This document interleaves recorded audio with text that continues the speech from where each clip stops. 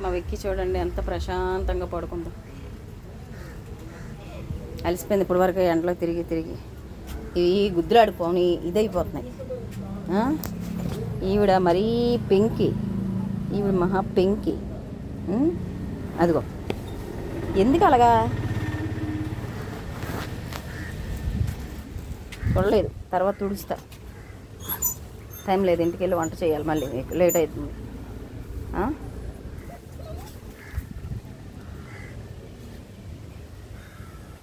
ఇది మా ప్రపంచం. ఆడు చూడండి ఎంత దర్జాగా పడుకుంటాడు మా బ్లాకీ తల్లి. మా బ్లాకీ తల్లికి అలాగా ఎత్తు ఉంటే చాలు, దింట్లాడదో ఏదో ఒకటి ఎత్తుంటే ఇంకా. మా రాముని వదిలేసా, వెళ్ళలేదు. మా చిట్టిని వదిలేద్దామంటే గోడలు దూకి అటు ఇటు వెళ్ళిపోయి అల్లరి చేసేది. మా పింకీ కూడా అటువంటిదే. అదే బాధ వీటితో. ఇక్కడ చూడండి మా కాలబాబు. మా కాలబాబు పని బాగుంటుంది, ప్రశాంతంగా. అదొక బెడ్డలా దొరికింది. పడిపోతావు మిల్కీ పాప, మిల్కీ పాప. చూడు ఎలా తిట్టుకుంటుందో అని. నన్ను పడుకోనివ్వట్లేదు మనశ్శాంతి. కానీ కాదు, గుర్రు పంటుంది. నెల పడుకో చాలా బాబు.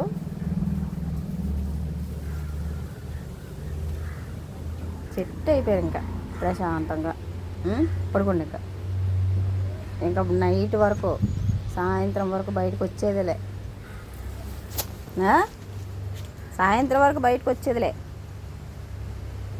అది చూడండి ఆల్రెడీ జీన్ వేసింది.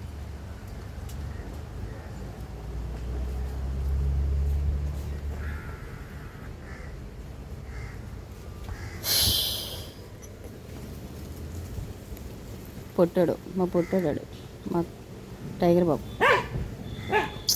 ఏయ్ అది మా కడప డాగు. స్పెల్లింగ్ తగ్గింది. అలాగా రోజు డ్రెస్సింగ్ చేయాలి. డ్రెస్సింగ్ చేస్తేనే స్పెల్లింగ్ తగ్గింది, వాపు తగ్గింది. లేకపోతే పెద్దగా వాసిపోయేది. రాముకి ట్యాబ్లెట్లు వేయాలి. ఎక్కడ అంటించుకున్నాడో ఆ బురదలోకి, అక్కడికి ఇక్కడికి దొండ్రికి వెళ్తూ ఉంటుంది. గోడ దూకు, నీకు ఎక్కడి నుంచి అంటించుకోను? రామ ఎక్కడ అంటించుకున్నామా?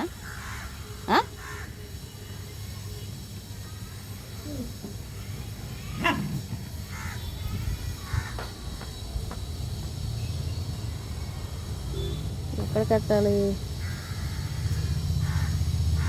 ఆడొచ్చాడు రా పండు.